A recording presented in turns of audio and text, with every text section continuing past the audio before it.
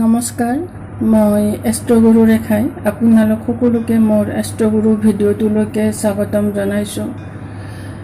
আজি মই আপোনালোকৰ লগত আলোচনা কৰিবলগীয়া বিষয়টো হ'ল নিজে নিজৰ ৰাশিজোৰা কেনেকৈ চাব পাৰিব। অৰ্থাৎ আপোনালোকে যদি মোৰ এই ভিডিঅ'টো চাই আপোনালোকৰ ৰাশি অনুযায়ী নিজৰ ৰাশিজোৰা চাবলৈ পাৰিব। অতীজৰে পৰা আমাৰ ৰাশিজোৰা চোৱা নিয়ম এটা হৈ আছে আৰু এই নিয়মক আমি কেতিয়াও ওলাই কৰিব নালাগে। আমি সকলোৱে বিয়াৰ পিছত এখন সুখৰ সংসাৰ বিচাৰোঁ, কিন্তু বিচাৰিলেইতো নহ'ব। তাৰ বাবে আমি আমাৰ জ্যোতিষ অনুযায়ী যিবোৰ নীতি নিয়ম আছে সেই সকলোবোৰ নীতি নিয়ম মানি চলিব নোৱাৰিলেও কিছু নীতি নিয়ম আমি মানিবই লাগে। আচলতে বিয়া বৰ ডাঙৰ এটা অনুষ্ঠান। বিয়াৰ পিছৰ যি ফলাফল, সেই ফলাফল আমি গোটেই জীৱন ভুগিবলগীয়া হয়। সেয়েহে বিয়াৰ পিছত ৰাশিজোৰা চোৱাটো অতিকৈ দৰকাৰী। আজি মই তুলা ৰাশিৰ জাতকৰ বাবে অৰ্থাৎ তুলা ৰাশিৰ ল'ৰাৰ বাবে কোনবোৰ ৰাশিৰ ছোৱালীনো উপযুক্ত হ'ব সেই বিষয়ে আপোনালোকৰ লগত এটা বিশ্লেষণাত্মক আলোচনা কৰিবলৈকে লৈছোঁ।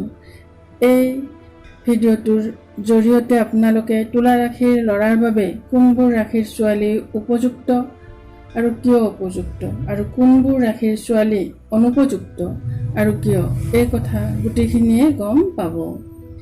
আশা কৰোঁ এটা হেপী লাইফ বা এটা সুখী জীৱন কটোৱাত মোৰ এই ভিডিঅ'টোৱে সহায় কৰিব। তেনেহ'লে আহকচোন তুলা ৰাশিৰ ব্যক্তিৰ বাবে বা তুলা ৰাশিৰ ল'ৰাৰ বাবে আমি কোনবোৰ ৰাশিজোৰা উপযুক্ত আৰু কোনবোৰ অনুপযুক্ত আমি আলোচনা কৰোঁ। প্ৰথমতে আহোঁ দ্বাদশ ৰাশিজোৰা। এই দ্বাদশ ৰাশিজোৰাত তুলা ৰাশিৰ ল'ৰা আৰু তুলা ৰাশিৰ ছোৱালীৰ মাজৰ ৰাশিৰ ভিতৰত যি পৰস্পৰৰ মাজত যি পাৰ্থক্য সেয়া 2 নম্বৰ আৰু 12 নম্বৰৰ হয়। অৰ্থাৎ তুলা ৰাশিৰ পৰা যদি আপুনি গণি আহে তেনেহ'লে ছোৱালীৰ ৰাশিটো 2 নম্বৰত পাব আৰু এবাৰ 12 নম্বৰত পাব। এই ৰাশিজোৰাটো আমি জ্যোতিষী হিচাপে আমিতো অনুপযুক্ত বুলি কওঁ। ডাঙৰ জ্যোতিষীবিলাকে এই ৰাশিজোৰাক অনুপযুক্ত বুলি বিবেচনা কৰে, কাৰণ দ্বাদশ ভাৱটো হ'ল খৰচৰ ভাৱ আৰু দ্বিতীয় ভাৱটো ধনৰ ভাৱ। গতিকে এই ৰাশিজোৰাত সাধাৰণতে আৰ্থিক নাটনিয়ে দেখা দিয়ে, কাৰণ যিহেতু 12 নম্বৰ ভাৱটো খৰচৰ ভাৱ হয়। সেয়েহে পাৰিলে এই ৰাশিজোৰাত বিয়া নাপাতাটো উচিত। তাৰে পিছত আহোঁ নৱম পঞ্চম ৰাশিজোৰা। নৱম পঞ্চম ৰাশিজোৰাত ল'ৰাৰ ৰাশি আৰু ছোৱালীৰ ৰাশি এই পৰস্পৰৰ মাজত যিটো পাৰ্থক্য হয় 5 আৰু 9। অৰ্থাৎ ল'ৰাৰ ৰাশিৰ পৰা ছোৱালীৰ ৰাশিলৈকে গণিলে আপোনালোকে 5 আৰু 9ৰ পাৰ্থক্য এটা পাব। তুলা ৰাশিৰ ক্ষেত্ৰত নৱম পঞ্চম ৰাশিজোৰা হ'ল তুলা আৰু কুম্ভ আৰু তুলা আৰু মিথুন। তুলা আৰু কুম্ভ আৰু তুলা আৰু মিথুন ৰাশিজোৰাক আমি উপযুক্ত বুলি নাভাবোঁ, কাৰণ ইয়াত নৱম পঞ্চম ৰাশিজোৰা আহি পৰে। পঞ্চম ভাৱটো সন্তানৰ ভাৱ আৰু নৱম ভাৱটো ধৰ্মৰ ভাৱ। এখন সংসাৰ সুচাৰুৰূপে চলিবলৈকে মৰম, ভালপোৱা, আসক্তি, অনুৰাগ আদিৰ বহুত প্ৰয়োজন। কিন্তু তাৰ ঠাইত যদি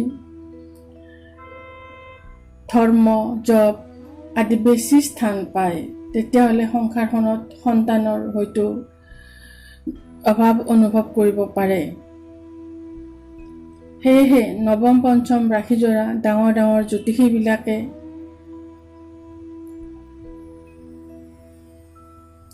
নাকচ কৰি গৈছে, অৰ্থাৎ অনুপযুক্ত বুলি কৈছে। তাৰে পিছত আহিল সৰাষ্টক ৰাখিজোৰা। সকলোবোৰ ৰাখিজোৰাৰ ভিতৰতে এই সৰাষ্টক ৰাখিজোৰাটো আটাইতকৈ ভয়ংকৰ হয়। এই ৰাখিজোৰাত ষষ্ঠ আৰু অষ্টম ৰাখিজোৰা বুলি ক'লেও ভুল নহয়। ল'ৰাৰ ৰাশিৰ পৰা ছোৱালীৰ ৰাশিলৈকে গণিলে আপোনালোকে 6 আৰু 8ৰ ডিফাৰেঞ্চ পাব। এই ৰাশিজোৰাত নম্বৰ 6টো শত্ৰুৰ ভাৱ আৰু নম্বৰ 8 হ'ল মৃত্যুৰ ভাৱ। সাধাৰণতে এই ৰাশিজোৰাত যিবোৰ বিবাহ সম্পন্ন হয়, এই বিবাহৰ পিছত স্বামী স্ত্ৰী শত্ৰুৰ নিচিনা হয়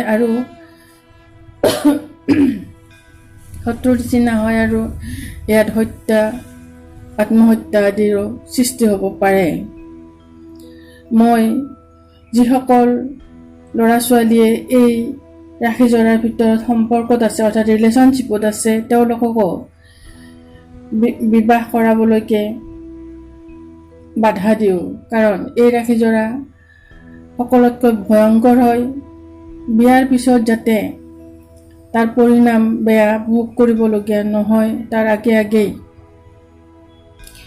এই সৰাষ্টক ৰাশিজোৰাক ত্যাগ কৰাটো উচিত। এতিয়া জানোচোন আহক, তুলা ৰাশিৰ ল'ৰাৰ বাবে কোনবোৰ ৰাশিৰ ছোৱালীনো উপযুক্ত হ'ব। তুলা ৰাশিৰ বাবে তৃতীয় একাদশ ৰাশিজোৰা। এই ৰাশিজোৰাটোক উপযুক্ত ৰাশিজোৰা হিচাপে জ্যোতিষীবিলাকে গণ্য কৰে। কাৰণ ইয়াত একাদশ ভাৱটো লাভৰ ভাৱ, আয়ৰ ভাৱ।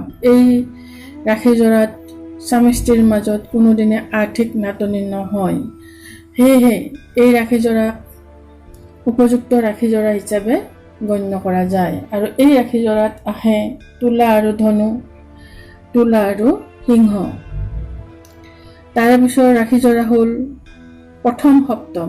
এই ৰাশিজোৰাকো জ্যোতিষীবিলাকে উপযুক্ত বুলি গণ্য কৰে। কাৰণ এই ৰাশিজোৰাত স্বামী স্ত্ৰীৰ মাজত যথেষ্ট ভালপোৱা, প্ৰেম ভাৱৰ সৃষ্টি হয়, অৰ্থাৎ বৈবাহিক সম্বন্ধ অতি মধুৰ হয়। এই ৰাশিজোৰাৰ ভিতৰত পৰে তুলা আৰু তুলা ৰাশি আৰু মেষ ৰাশি। গতিকে এই ৰাশিজোৰাটো তুলা ৰাশিৰ ল'ৰাই একচেপ্ট কৰিব পাৰে। চতুৰ্থ দশম ৰাশিজোৰা।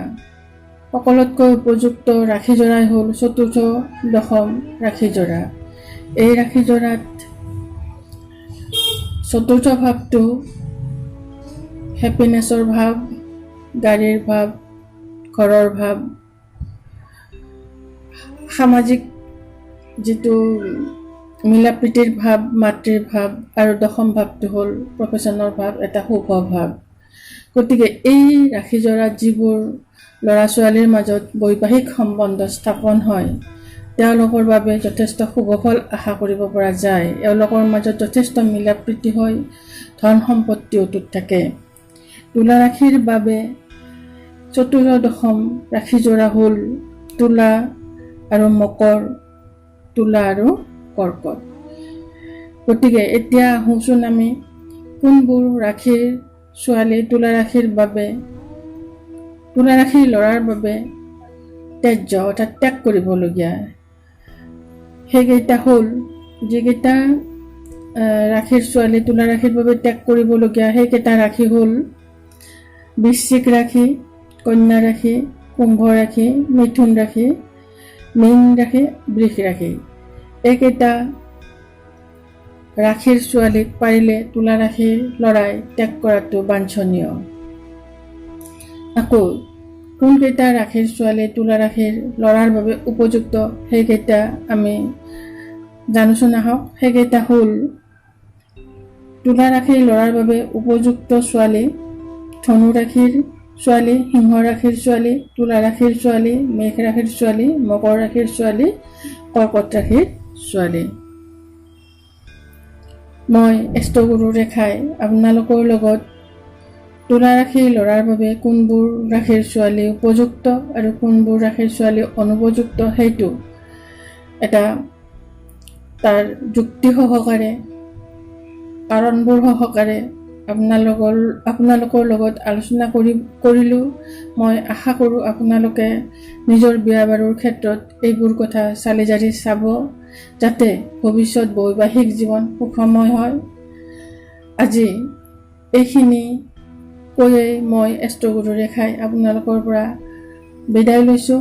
আপোনালোক সকলোৱে কুশলে থাকক, ভালে থাকক, তাৰে কামনাৰে। যদিহে আপোনালোকে মোৰ ভিডিঅ'টো চাই আছে, তেনেহ'লে লাইক কৰিব, শ্বেয়াৰ কৰিব, কমেণ্ট কৰিব আৰু ছাবস্ক্ৰাইব কৰিব। ধন্যবাদ।